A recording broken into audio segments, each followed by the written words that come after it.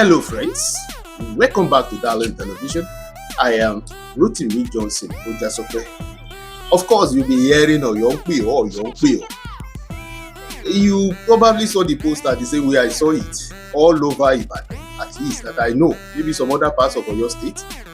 But I started wondering, ta ló ń pè ọ́, ta lọ̀yọ́ gan in this contest. But like play, the masquerade is going to unveil today, and I think I should do an analysis about OyoNpeO movement and Oriyomi Hamzat transforming from radio wave broadcast to movement, then to political party. Now he's a Guba aspirant. Let's talk about his chances. The movement transforming into a political movement or socio-political movement, anyhow you want to look at it. But this is unprecedented in the history of Oyo State. Although Accord has history with the electorate in Oyo State, but the personality and the person of Oriyomi Hamzat moving from broadcaster, from on-air personality, from Benusi Mike, Kokoro Alate, the likes, moving to political actor or gladiator, it calls for attention. But is he a contender or a pretender? We have to look at it critically. Join me on this journey. Let's see the chances of OyoNpeO transforming into Accord Party, or OyoNpeO marrying Accord Party, or OyoNpeO fusing with Accord Party in Oyo State. So let's start. OyoNpeO missed Accord. OyoNpeO movement formally aligns with Accord Party today, and Oriyomi officially becomes a politician today. Public declaration at Liberty Stadium. Of course, before this week, if my political associates and oppositions online, they've just been making mockery of OyoNpeO and Oriyomi Hamzat. They, of course, is a distorter, but they don't really see him as causing any major upset, in the next election. But in the last few days, I've seen that they've started attacking him. And in politics, when it gets to the point that you are being attacked, then you're becoming a threat. I saw and I read that the PMS chairman of your state, ordered that the vehicles will not be available for any political party, allegedly targeting OyoNpeO people today. However, let's continue. Let's see how long will this last. I was doing my analysis on the countdown to the 2027 election. I deliberately omitted Accord as a third force in that analysis because I understand that movement can be unprecedented in their dynamism. Movement can be unpredictable in their ways. So I deliberately waited. Even at now, it's still too early to be able to say categorically how this movement will end. But joining Accord Party, whether you like it or not, will come under the category of third force. But the movement merging with the Accord Party today, will they be able to really cause serious waves beyond noise? That is for everybody to wait and see. For now, we still see this as a political experiment. In the next few weeks, we will know whether the marriage is a successful one. Who is Oriyomi Hamzat? This is particularly for my friends in the diaspora and some other fans and listeners that they have heard about the name, but they are not yet, familiar with the personality. He is a broadcaster with deep grassroots penetration, grassroots appeal. In special niche is grassroots appeal. Convener and visionary of OyoNpeO movement. Known for mass mobilization, not elite politics. Now that he's a politician. Aspires to governorship outside traditional party grooming. He has never been known to be a card-carrying member of any party before now. Non-conventional political capital is what is bringing to this race. Now, there is no how you talk about Oriyomi Hamzat that you not talk about his relationship with former Governor Seyi Makinde. As a matter of fact, he was an ally to Seyi Makinde. We talk about politics, perception, and power.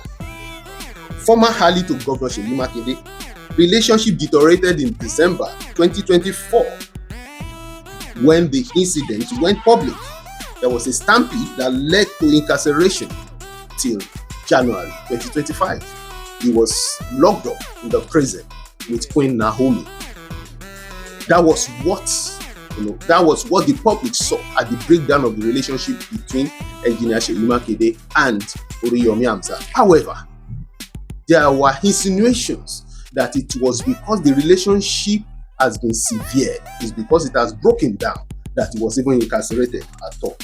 But of course, who will lock up the friend of the governor on a good day? The stampede and his incarceration led to sympathy, and of course, the narrative was well managed. And since then, what was like a speculation became a reality. Oyo Npe O. Why Accord Party? Of course, on a lighter mood, when I saw Accord Party, I felt the color of Oriyomi Hamzat's radio station is yellow, Agidigbo. I said, is that why he had affinity with Accord? Because of that color? Anyhow, Accord historically thrived as protest platform in Oyo State. Accord Party is known for electoral distortion. Once defeated major parties and had reasonable numbers of the House of Assembly in the 2011 election, less encumbered by incumbency badinage, aligns with outsider and mass-based narrative. Now, you also understand the politics and the shenanigans of primaries where candidates emerge. One thing that Accord will be able to afford Oriyomi Hamzat is that he would be able to pick the party tickets without the usual monetization and delegate buying. The 2027 battlefield. Now, the 2027 battlefield, with Oriyomi Hamzat's Oyo Npe O and Accord fusing today, this is an indication that the 2027 election in Oyo State is going to be a three-horse race. APC, federal backing, strong structure, trust challenges, and of course, the Renew Hope Agenda rally has been going about Oyo State. ADC, now we are omitting PDP because there are strong insinuations that Engineer Seyi Makinde and his PDP bloc are moving to ADC. So this analysis will be considering ADC. So ADC, Makinde rumored next month. Then the incumbency power and elite driven. Then you have Accord, Oriyomi, mass sentiment and protest voters. Now, can mass movement win an election? That's where we are going. Can a mass movement win an election? The hard truth, popularity does not translate to votes without structure. Elections are emotional, but technically brutal. So it requires polling unit coverage, vote protection, quiet elite alliances. Let's talk about the third force question. Third force is not about size, but disruption.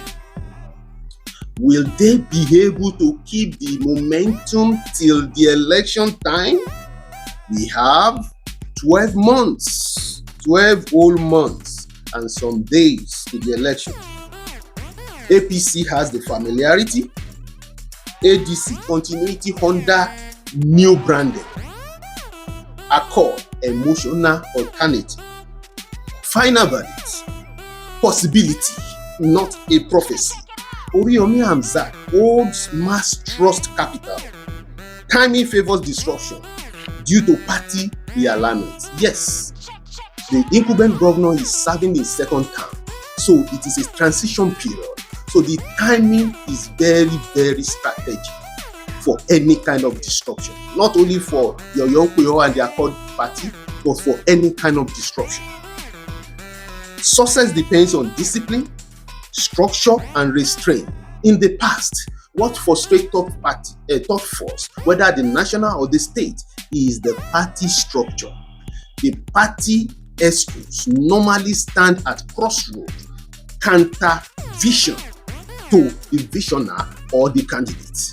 While the party candidate wants a sincere and successful discussion, you have a situation where the party ESCO thinking about bargaining. A voice that moves the masses is now testing whether it can move the ballots. We welcome Oriyomi Hamzat's OyoNpeO movement officially into the political game of Oyo State. However, it's going to be a tough one. We wish him all the best, but then with the party and OyoNpeO fusion will need be a seamless and successful one. That, to a large extent, will determine the success of this fusion at the polls. If it's able to sustain the momentum of the movement, never underestimate the power of a movement when it comes to electoral destruction. Until I come back your way, I am Rotimi Johnson Ojasope. Catch ya. See ya. Thank you.